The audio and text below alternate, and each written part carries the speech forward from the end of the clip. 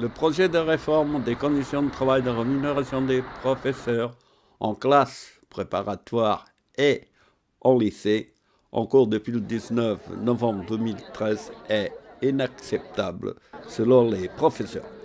Partout, il est demandé le retrait pur et simple du projet payant, qui se traduirait selon les profs par une baisse de rémunération de l'ordre de 10 à 20% pour les profs de prépa, mais aussi par une aggravation des conditions de travail des professeurs de collège et lycée.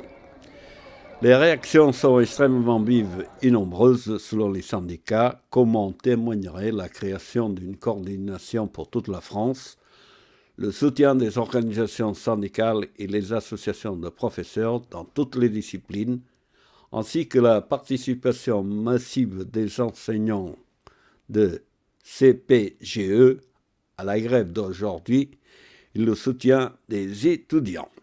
Ce mouvement de colère et de grève des profs de la prépa dans le lycée Potier-Orléans se poursuivrait encore mardi et mercredi, selon un des professeurs. L'engagement des étudiants qui viennent parce qu'ils veulent réussir, ils sont très motivés.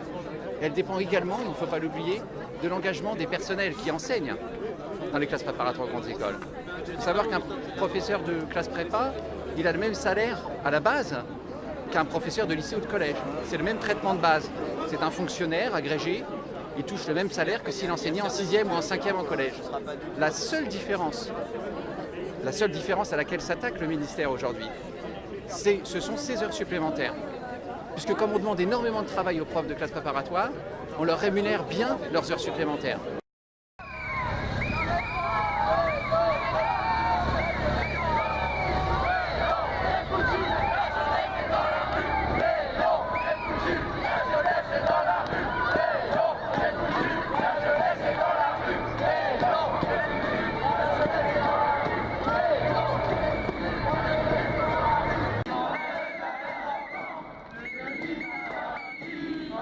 Pourquoi ce mouvement?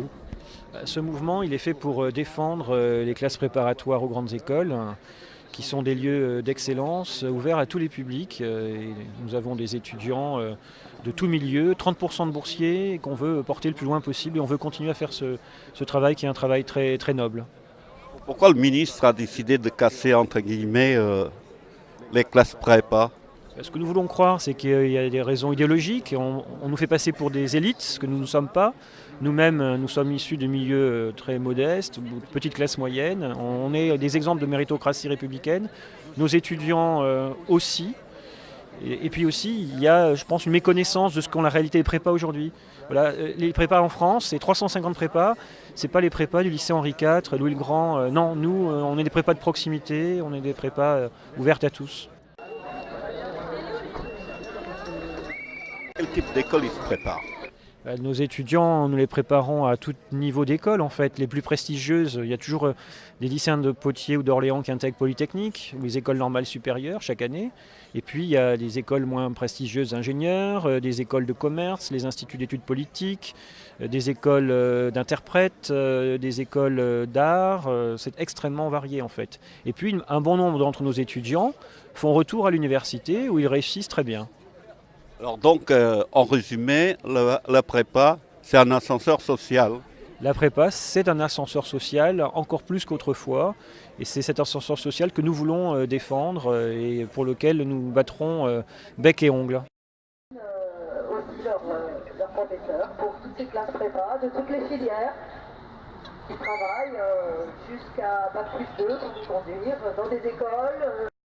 En fait, on ne suit pas réellement le mouvement des professeurs, on les soutient d'une certaine manière, mais c'est surtout parce que la réforme nous toucherait aussi de plein fouet, dans le sens où les professeurs ne verraient plus l'intérêt de nous enseigner en prépa déjà d'un, donc on a peur d'un départ des profs, et puis pour ceux qui restent, un investissement moindre dans leur travail, et donc pour nous, par exemple, moins de DS, moins de surveillance, moins d'investissement dans les cours, tout ce genre de trucs qui font que la prépa est dévalorisée en elle-même, et c'est ça qu'on veut éviter. Et surtout à terme, à force du départ de profs de prépa, on a peur d'une privatisation qui ont déjà en marche, en fait, on en a peur. Et justement, on veut éviter ça parce que pour nous, la prépa représente les valeurs de la République complètement. Et c'est le symbole même de la méritocratie, de l'éducation gratuite, du droit au savoir. Et c'est ça qu'on veut défendre à travers